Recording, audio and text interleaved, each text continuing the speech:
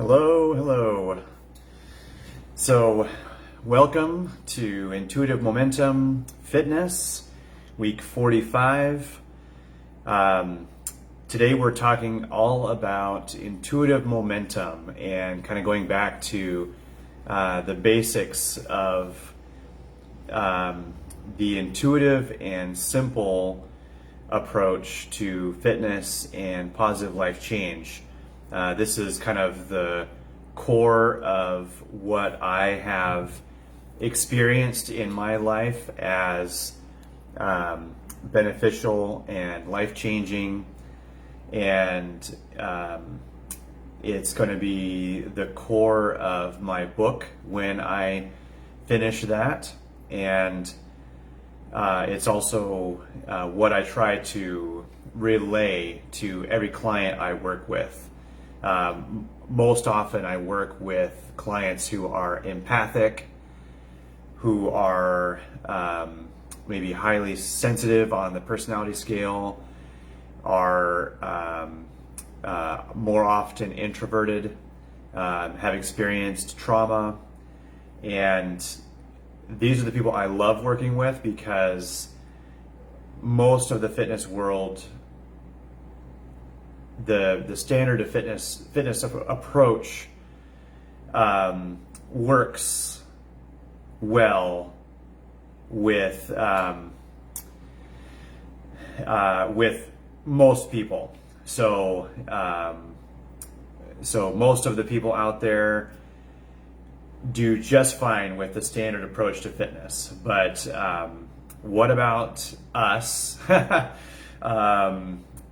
If you were like me, then you may have experienced something similar to, I was studying all the books, studying strength training, studying weightlifting, studying fitness, trying to get strong, and was only getting weaker and smaller. And so it was very overwhelming and challenging and discouraging. And so if you can relate to that on any level, then you're the type of person that I enjoy working with, and because of that fact. So if you do all the right things and it doesn't work, what do we do then? So this is where the intuitive momentum process, I don't really like to call it a formula, but the process came into being. So how do we make positive changes, and how do we have momentum with that? So it's a gradual building thing that we don't lose track of, or we don't lose progress with.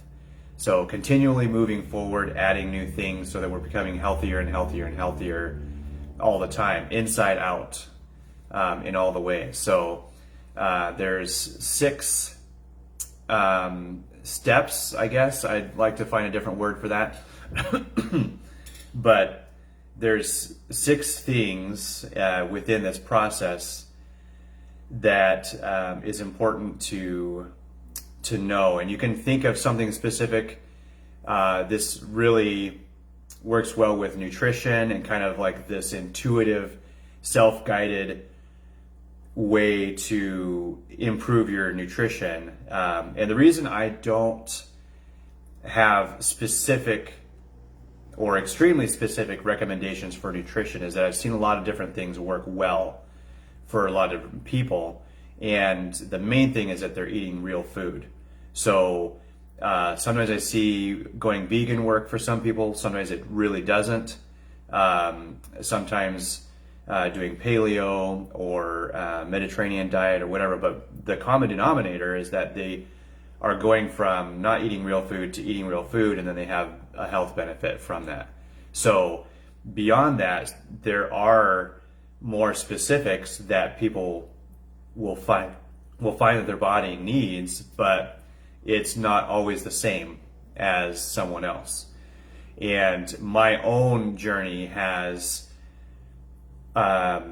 changed and kind of fine-tuned progressed over the years. I've been consistently preparing my own meals for 19 years now.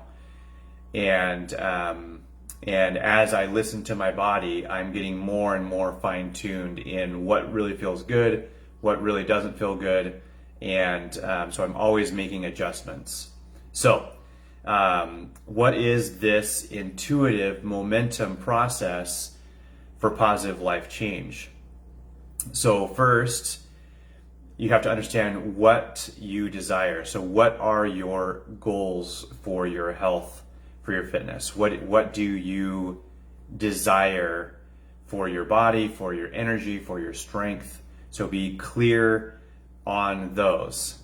An interesting aspect of this is the mental and emotional readiness for what you desire. Because sometimes if you really sit with your soul and you're in a quiet space, if you really tune in, you may feel that you're not ready to experience a better reality.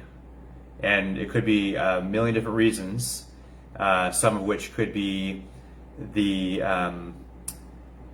unwanted attention for reaching your goals, or feeling like your family of origin never experienced that, so who do you think you are to experience something better than they're experiencing? So ask yourself, whether you think it's logical or not, ask yourself if you are ready to experience what you desire to experience. So whether that's weight loss or improved energy or strength or something else, check in with yourself and see if there's anything that's resisting you reaching your goals on a mental, emotional, internal level. So if you are noticing something with that, what fears and apprehensions come up?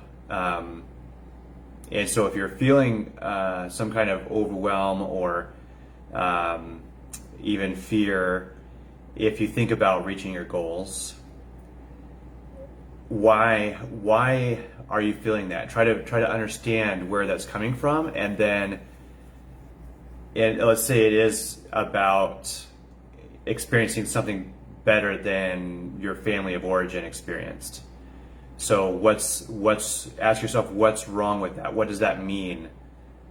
Well, maybe it means that you get rejected by your family. And so maybe you were never enough and now you're too much. And just kind of sit with those things, allow those things to be there, feel them, see where you're at with it, and just allow it. Don't judge it, just witness. Sometimes things will resolve themselves as they are witnessed. So try that. I would love to hear specifically if there's anything that you are experiencing as you think about that and process that. So just jumping around, because sometimes my phone doesn't let me know if there's any comments, so I just want to make sure there wasn't any questions along as I'm going here. So that's the first one. What do you desire? Be clear on your goals. Be clear on your intentions. What do you want? So be clear on that first. The second is, what is your current reality? So this would be activities like tracking a day of nutrient intake. What are you eating? What are you drinking? So you have a clear list. If your goal is to get strong, are you doing any strength training? Are you doing too much strength training? What does that look like?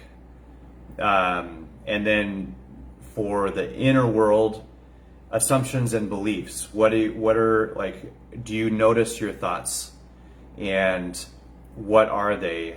Do you notice the premise of your thoughts? What is the worldview that you're coming from in this situation or that situation? So noticing those things.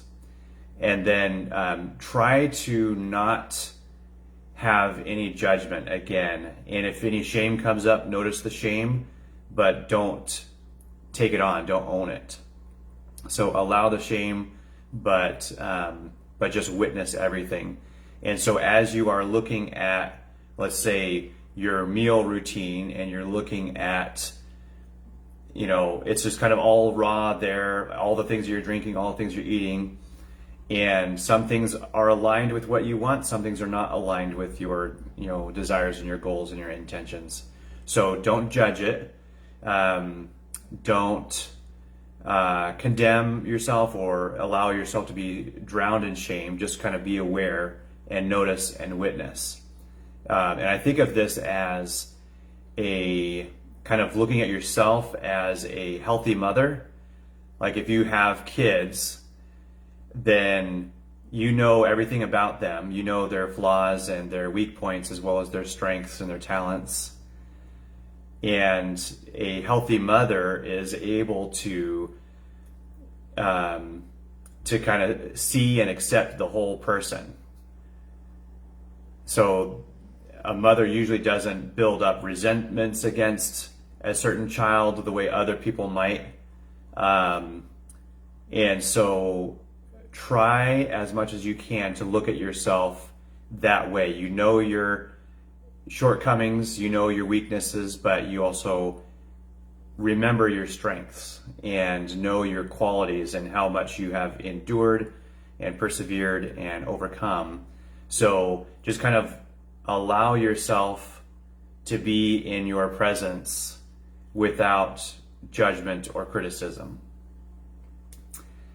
And then, so know your desire, know your goals.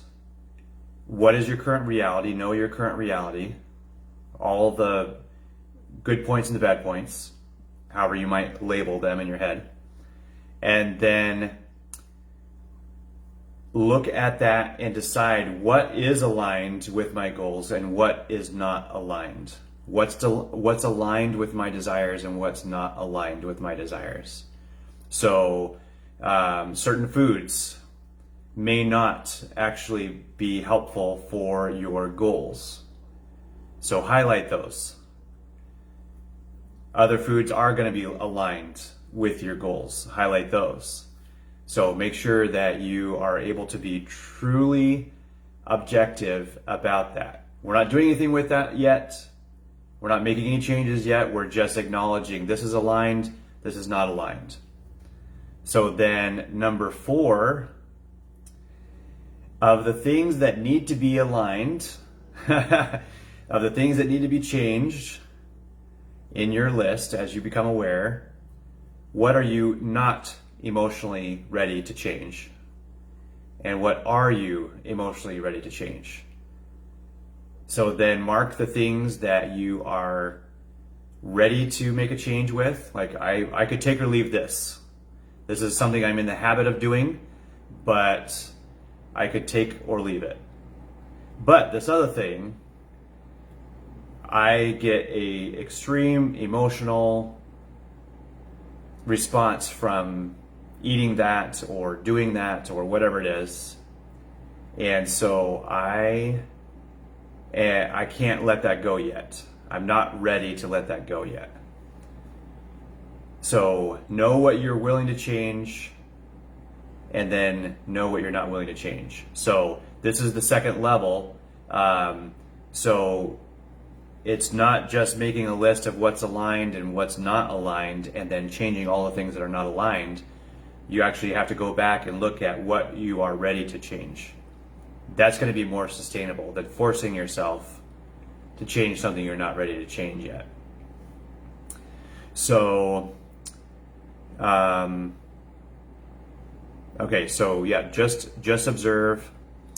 What are you emotionally ready? What are you not emotionally ready? And then number 5, make a plan for the things that you are emotionally ready to change. So you've marked out what you're not ready to change. You've marked what you are ready to change, and then make a plan for those things. So look at just those things that you're emotionally ready to change and think, what could I do instead of this?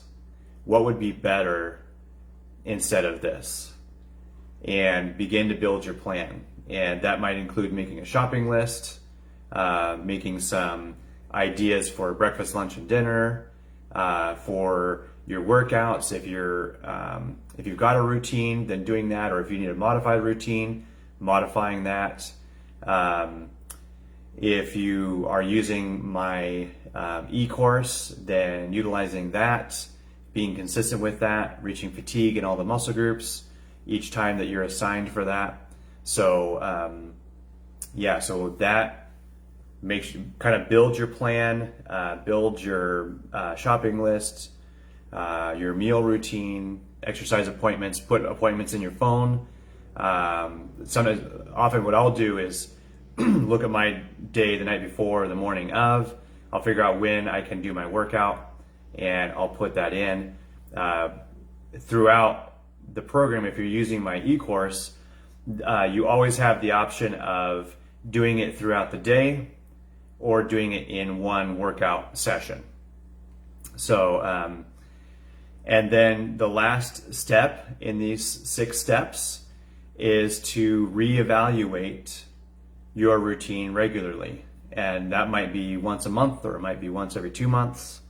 But once you have established a new normal, stick with that for a few weeks, and then come back to your list and think, okay, maybe I am emotionally ready to change this other thing that I wasn't emotionally ready to change before.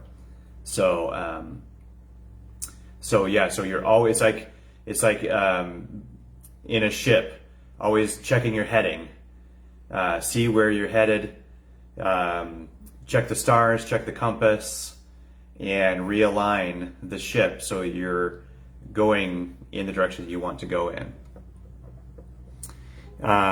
Okay, so Lori says she's finally reading Atomic Habits, and it's super helpful for changing habits. Yes. So people started telling me about this book, Atomic Habits. There's another one, Tiny Habits. And I started hearing about both of them when I was training a lot of people and talking about this over and over and over again. And so that's kind of amazing. Apparently those are lined up with what I'm saying. I still haven't read either one of them, but apparently it's a very similar idea of making these small adjustments, small changes. Danielle says, letting go of alcohol every day is hard. I know it's not good. Okay, so that's a great example. So, maybe you're not quite ready emotionally to let it go completely, but maybe there are certain nights of the week when you don't need it as much as just a routine as other nights. So maybe you could do this with amounts or with certain days. So let's go with the days example. So letting go of alcohol every day. So let's say it is every day right now. There's a little bit of alcohol every day, and you want to eventually not do that at all. But for right now, maybe there's certain nights, certain days that are more stressful than other days, and that you know that you would not be able to go without on those specific days. So then mark on your calendar, at least mentally or in your phone or whatever, those days, and maybe try for just 4 days out of the week that you're going to have alcohol instead of 7. So that's an example. I don't know if that lines up with what your situation actually is.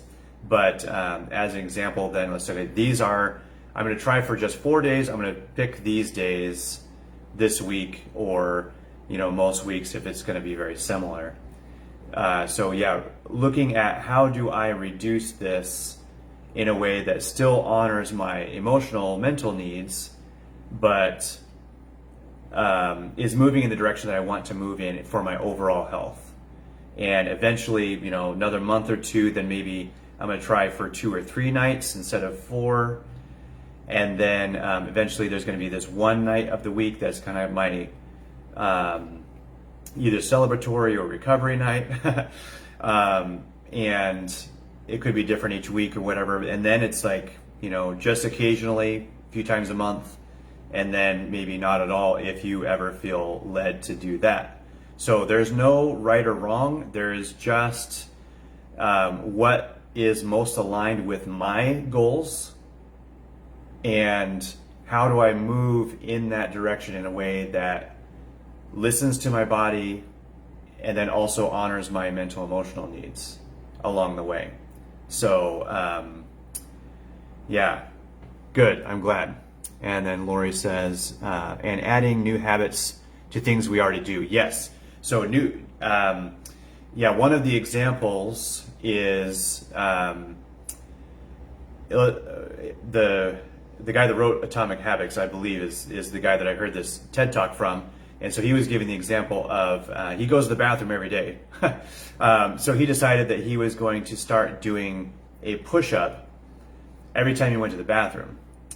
And so he'd, come out at the end of the day with 5 or 6 push-ups, and then he started increasing that every once in a while. And then he was like getting over 100 push-ups in a day eventually, because he attached a new habit to an established habit. So building those things up, adding to what was already being done. And so that is a great way to do it. And so I actually, as a trainer, I would not recommend doing that every day, which I think he was trying to do, which might work, but he probably would even have more success if he rotated through different movements. So at least like alternated push-ups and squats. So one muscle group was resting one day and then being worked the next, because you actually don't get stronger from your workout, you get stronger from recovering from your workout. So having the recovery time in there is key. So, which is why in my e-course, even with the 14-day, you're doing something every single day for 2 weeks, but it's one small muscle group and you're rotating through the entire body, and you don't work the same muscle group again for 2 weeks. And then as it becomes more intense in phase 1, you're just working out 3 times a week, different muscle group each time, once through the entire body in a week. So there's a lot of recovery time built in there. And then the other thing I wanted to share today as a reminder is the 10 simple things that work. And that was what I had to come back to when I was experiencing all of these walls, these obstacles to improving my health. I was doing everything that I was supposed to do, and it didn't seem to be working. And so I had to come back to the simplicity of do I know that breathing deeply is beneficial? Yes, it is. I know that breathing in brings in more oxygen gets delivered to all the cells in my body because I'm taking a deep breath. So I'm going to keep taking deep breaths because I know that that's going to be good for me. And so I kind of eventually came up with 10 things that I know are good for me, that even if I can't see it all working, I know I'm going to keep doing these 10 things because I know that eventually they're going to work for me. So what are these 10 things? Breathe deeply. Always good to have more oxygen in the bloodstream. Drink more water. The number one ingredient in the body is water. Every cell is made of water. Every hormonal and cellular transaction, metabolic transaction, takes water to complete. So being dehydrated can exponentially multiply your health risks. So getting enough water, at least half an ounce per pound of body weight.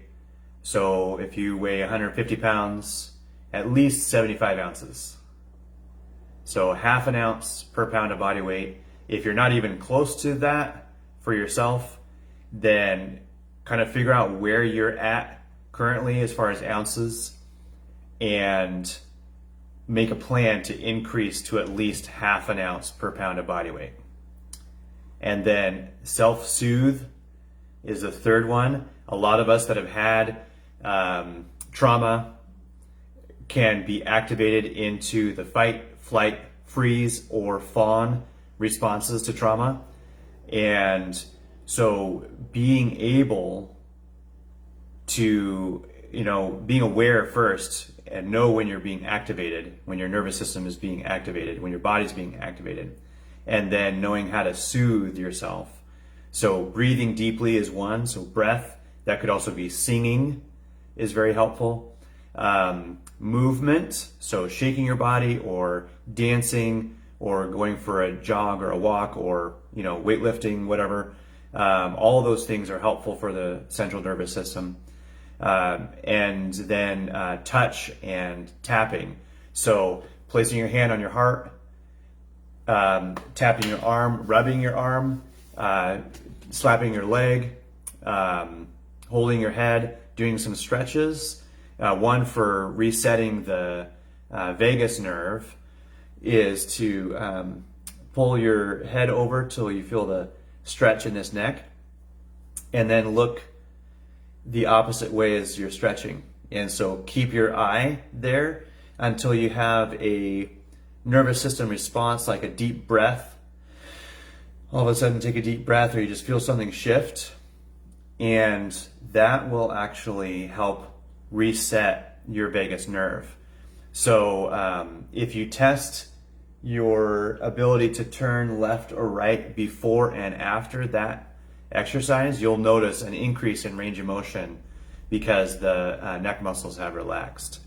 So self-soothing, and then for sleep well. And sometimes that's not really possible to get a great night's sleep, but there are certain things that you can do to assist yourself to have a better night's sleep, including avoiding electronics, or at least having a blue light filter or using blue light glasses if you're looking at the phone in bed or watching TV in bed, and then trying to have the room dark, trying to have the room quiet, using earplugs if you need to. After the Marines, I was like waking up for every single sound, and it was years that I was sleeping with earplugs. Some of you can't do that, but with taking melatonin if you need to, or just having a consistent bedtime routine can be helpful to let your body know, okay, we're winding down for sleep.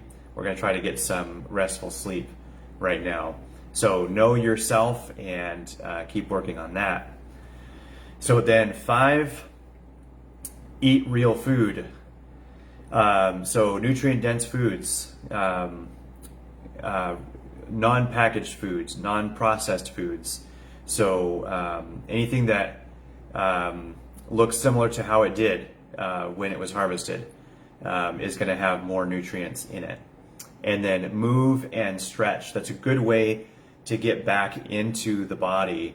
Another way to soothe is just to move and stretch, but also many physical functions of the body rely on movement. Drawing a blank on the name. There's a system in the body, and I do this in massage, and I don't know why I'm blanking on this. But there's like a whole system in the body that relies on muscular contraction to operate. And so if you're not moving, then your detox system gets backed up, and you get you get overloaded with toxins. And so your immunity goes down, and you're going to be catching everything that's going around. So movement is so important just for basic health. Lymphatic, yep. Thank you.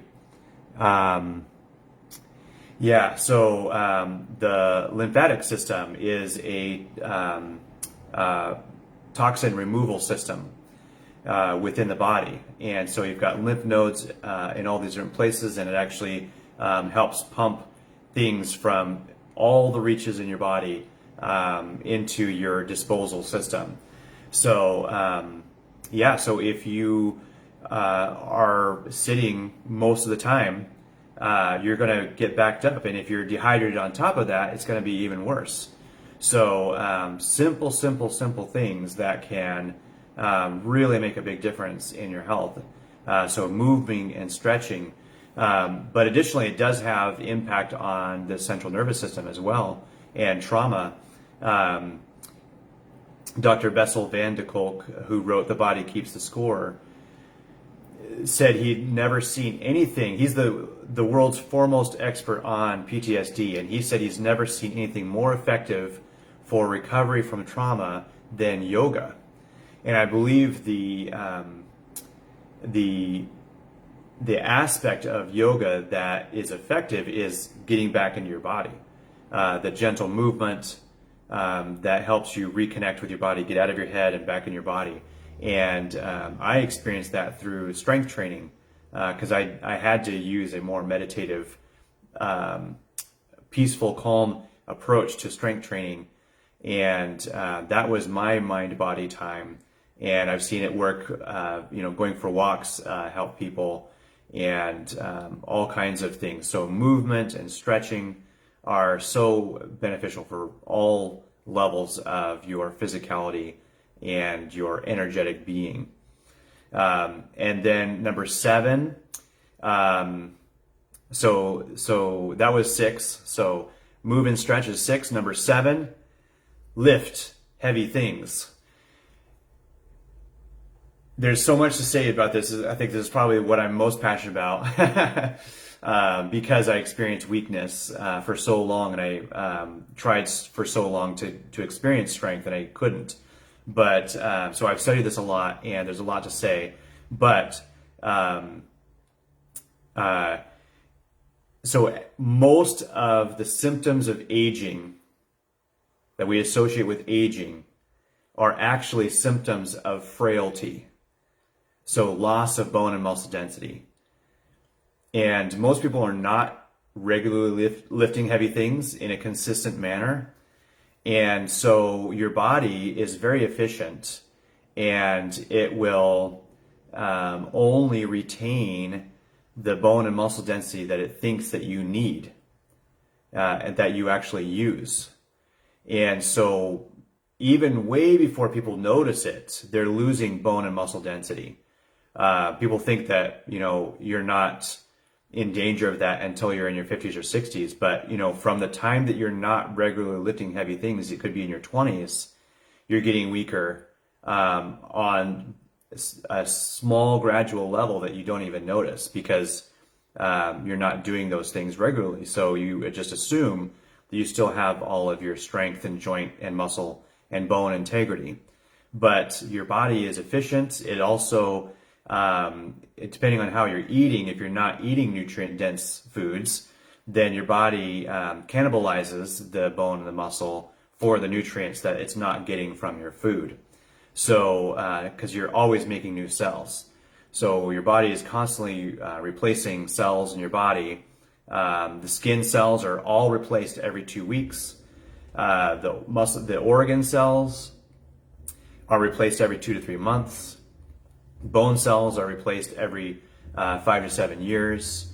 So there isn't a cell in your body that's older than like 7 years old. And so your body is constantly replacing cells. But if you're not getting the nutrients that you need, it's got to get those nutrients from somewhere, and it's going to steal them from your bone and muscle because you're not using your bone and muscle, so it doesn't think it needs that much. So then by the time people are in their 60s and they have a bone scan, and they've got osteoporosis, they've lost a ton of their muscle and bone density, their lean tissue. So that is something that's so important to be working on.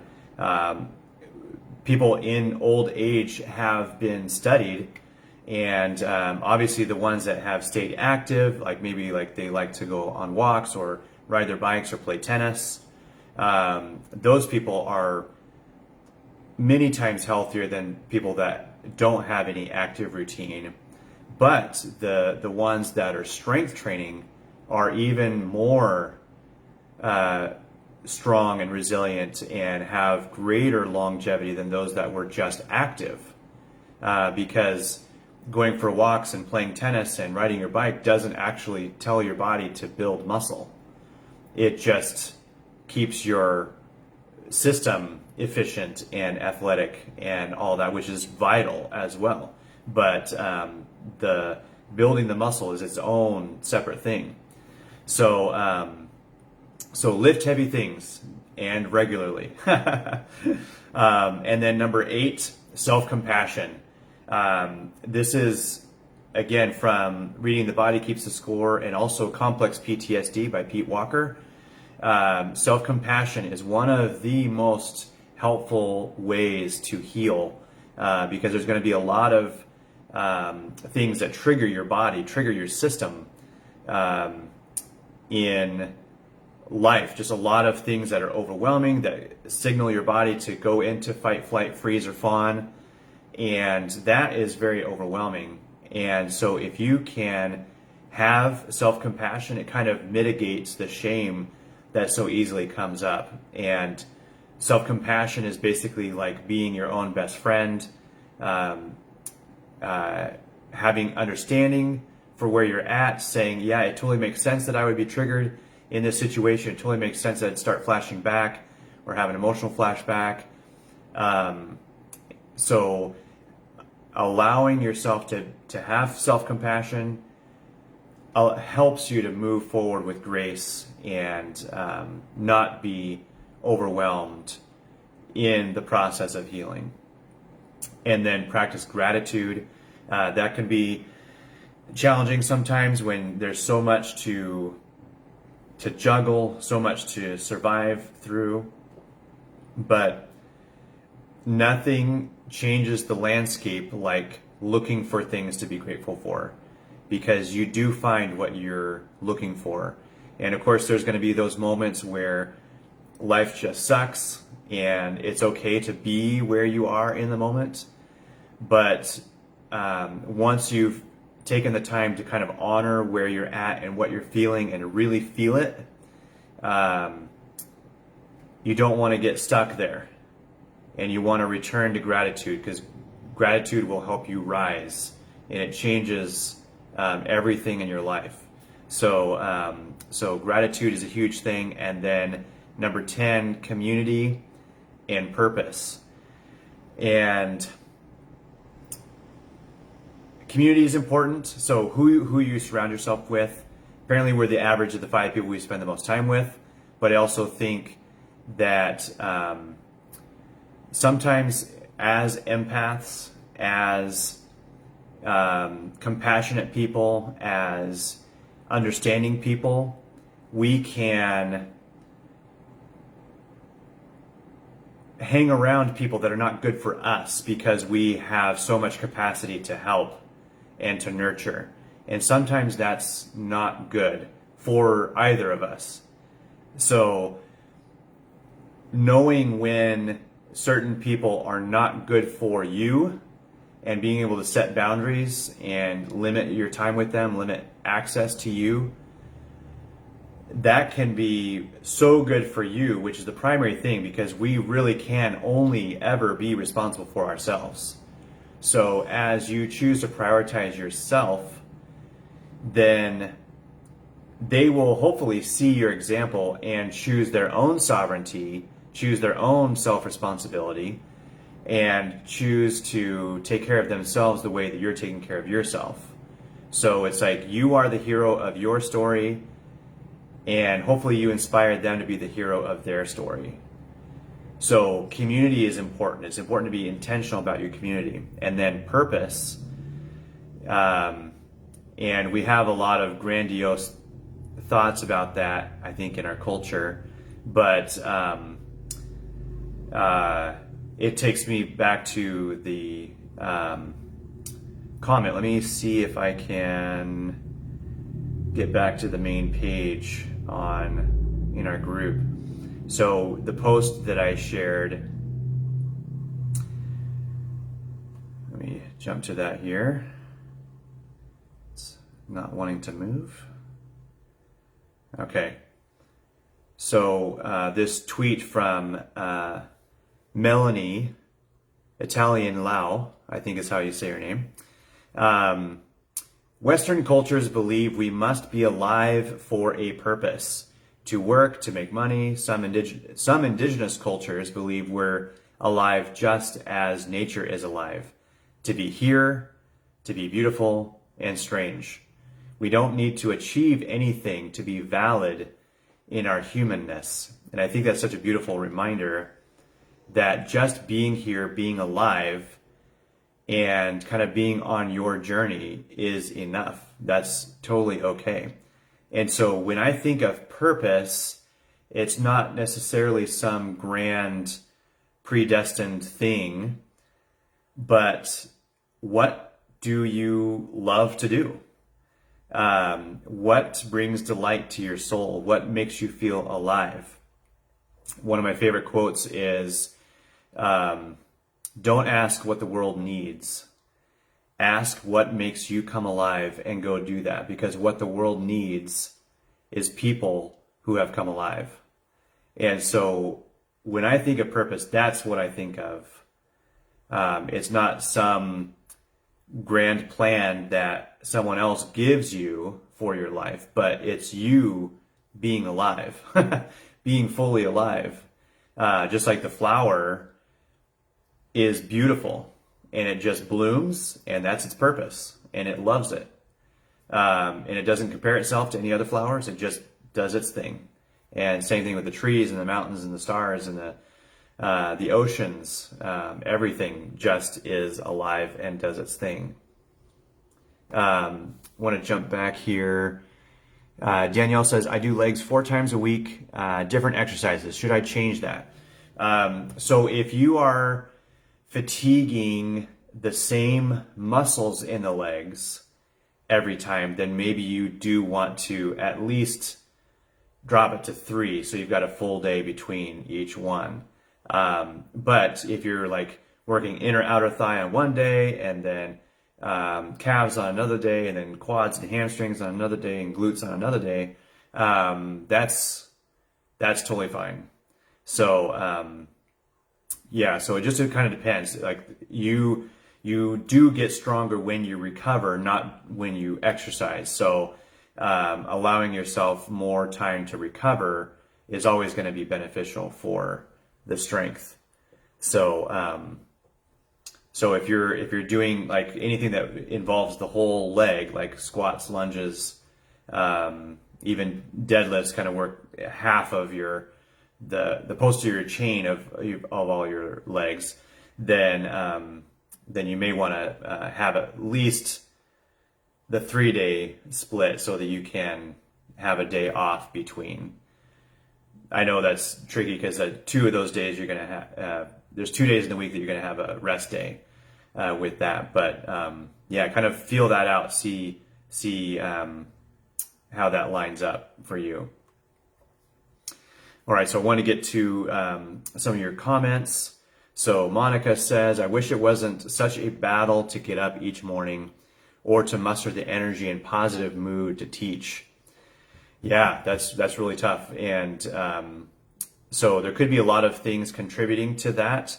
It could be that overall you don't have a lot of energy for your life, and maybe for your current state, you've got too many things going on. So as empaths, it's very easy for us to be in tune with everyone's energy around us. And so if you're working with people all day long and you've got your kids and all the things, your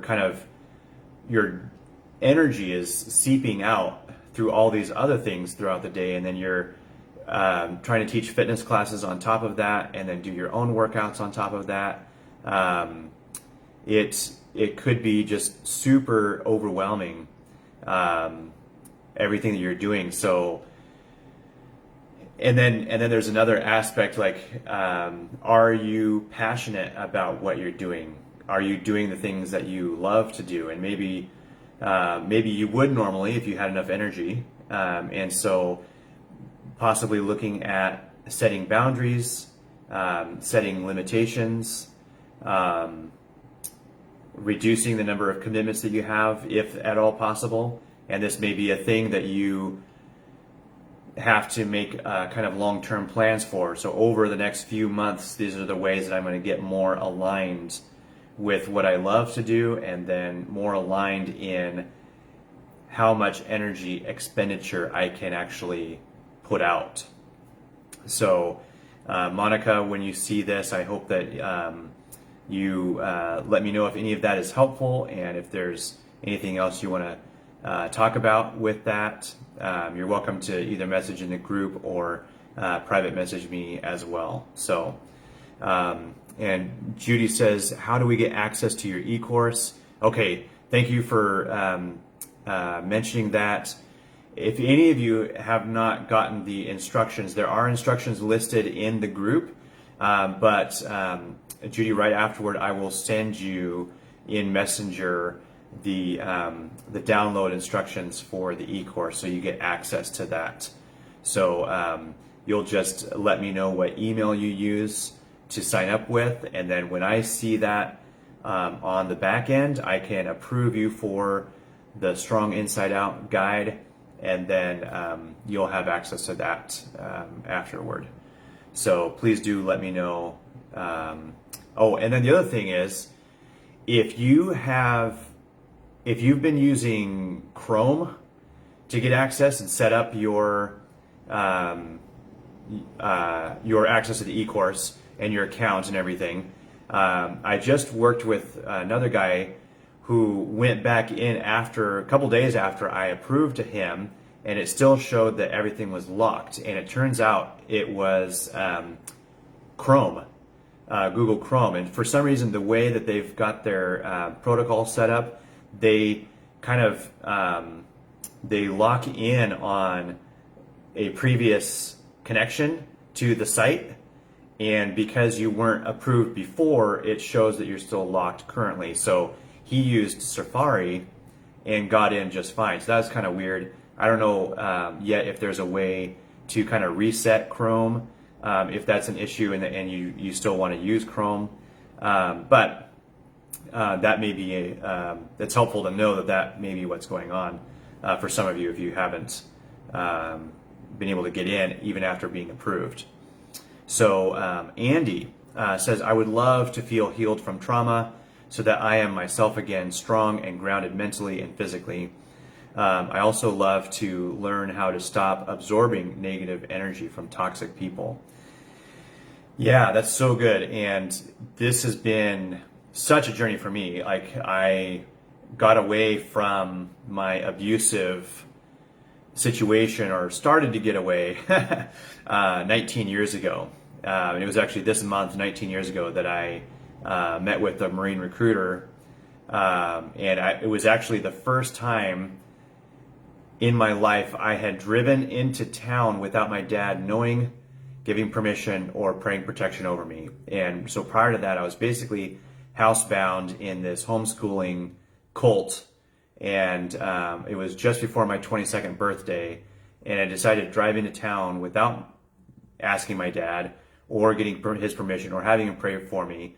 And I was like scared, shaking, because he believed and had taught us that if we didn't let him know everything we were doing and got permission for everything we were doing, then we were out from under authority, and that Satan was free to destroy our lives. And so if anything happened to us, he was to assume that that we were out from under authority and that Satan had been, free to destroy our lives. So, so even though I had read enough of the Bible at the time and studied enough that I didn't think that God was against that, and my spirituality is intensified since then, but I was I couldn't stop my body from basically having a panic attack the whole time. And but I ended up signing up for the Marines. I didn't even know that anyone could apply to community college or apply for an apartment or apply for a job. And so the military was the only thing that I knew of that I would be able to get paid and get trained at the same time. And my dad had always said I needed more discipline. And turns out I was one of the most disciplined people I knew. But I chose the Marines because I thought, I need discipline, so I'm going to choose the Marines. And so these last 19 years have been so focused on recovery and healing from trauma and feeling strong and grounded mentally and physically, and not absorbing negative energy from toxic people. So I so relate to what you're saying, Andy, and I would love to hear more of your story sometime if you care to share, either in the group or direct message. And I think you're in Michigan. It's amazing because I actually lived there for almost 2 years, 4 years ago, up to 4 years ago. So got a job in Fremont. So I've got a bunch of friends out there. So, but there are certain settings, like most of the time I feel really good, really solid, but there are certain things that are extremely triggering still. And so I see it now as my playground to practice all the tools that I've accumulated. And one of the things I was just actually talking with my therapist yesterday about was just being okay that I'm triggered, and being okay that I'm having this shame dump and like feeling super vulnerable in my trauma response. So yeah, Lori, yay Michiganders. So, and then the other thing that I've learned more recently, which sometimes doesn't work in the beginning, but I've been practicing this more, is, the goal is to not absorb negative energy from toxic people. And as empaths, our just basic design and makeup is to be in tune with the energy of everyone around us. It's just automatic. So we tend to be in everyone else's emotional experience and not our own, whereas those who are on the narcissistic end of the personality spectrum, they don't even have to be abusive narcissists or clinically diagnosed narcissists. It's just their personality to be more in tune with themselves and not in tune with others. They're able to hold a strong resonance. And so if they happen to be that personality and toxic, we get poisoned really easily.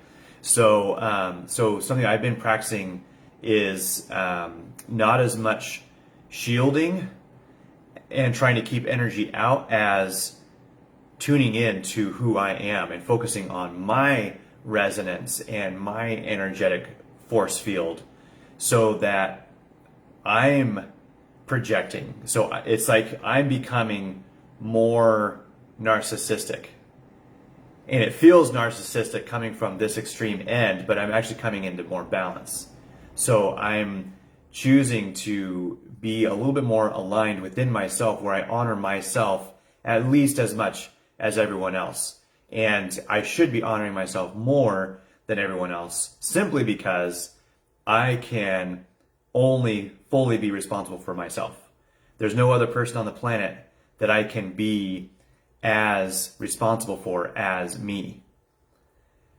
And so from that perspective, I need to be honoring myself more than I cater to or honor anyone else. So hold space for yourself, yes. So as you can tune into your own energy and build that up, that is going to naturally be some protection for you, because you're counterbalancing the input that you're getting. Obviously, if you're working a full-time job and you're around some really triggering toxic people, you might get to late morning before you feel run over again. But hopefully, there's different ways that you can escape, take a bathroom break, hide out for a while, kind of recharge, refocus, re-energize yourself, tune back into your own energy, and then go back out and face the day again. There's definitely some just really triggering situations that I find myself in regularly, where I'm just destroyed. And sometimes it's better than other times, but then I have to go recover and I get stronger again. And I kind of mentally prepare for the next time I'm in that same situation. So I know the struggle. I know what it's like. But loving yourself through it, having self-compassion through it, and then tuning into your own energy are some of the things that are really helpful right now. So would love to keep talking about this. If you have any other thoughts, any of you have any thoughts or examples, you're welcome to share in the group. It'd be great to have this conversation continue. So then Brianna has been with the group for 10 months, over 10 months now. And let's see. Judy says, so good, Kyler. Thanks for being vulnerable and sharing so honestly. So appreciated. Yes, of course. My pleasure. I appreciate you guys being here and connecting. If you're watching the replay, I would love, if you feel prompted to leave comments, please do that as well, because we can carry on the conversation. So Brianna says, I've been hibernating and noticing and appreciating the shifts I've already experienced. The subtleties of how self-acceptance is allowing me to stay away and step back when I need to without feeling guilty, to say yes to what I can as I replenish all the energy I drained, to say no to anything else and actually feel proud of myself for setting boundaries. Accepting myself and my needs has been hugely affirming, and I welcome the shifts that will continue to arrive as a result. Yes, I love that. So yeah, she's typically very active in this group and is commenting all through the lives, and she's been taking a break for a little bit, which is really, really good for her. So Brianna, hopefully you see this on the replay. But I love what you said about the subtleties of self-acceptance, allowing you to step back when you need to without feeling guilty, to say yes to the things that replenish your energy, to say no to anything else, and actually feel proud of yourself for setting boundaries. So that's one thing that as empaths, that was kind of our gift. That was what we brought to others, was being able to always be available, always support, always help, always assist, even just the emotional needs. A lot of us, I'm trying to think of the term, childhood parenting or something like that, where you become your parent's parent as a child, usually because they were basically children themselves, still wounded, still not healed, parentified child. Exactly. Thank you. So they were still children, but had children and hadn't healed or grown up yet. And because they're more narcissistic, usually in personality at least, not always abusive, narcissistic, but often, then the empathic child becomes the parent of the parents. And then you get rewarded. That's when you feel the closest to your parent, and it could translate to a boss or a spouse later, where you feel the closest when you're being absolutely drained of your life force trying to take care of them.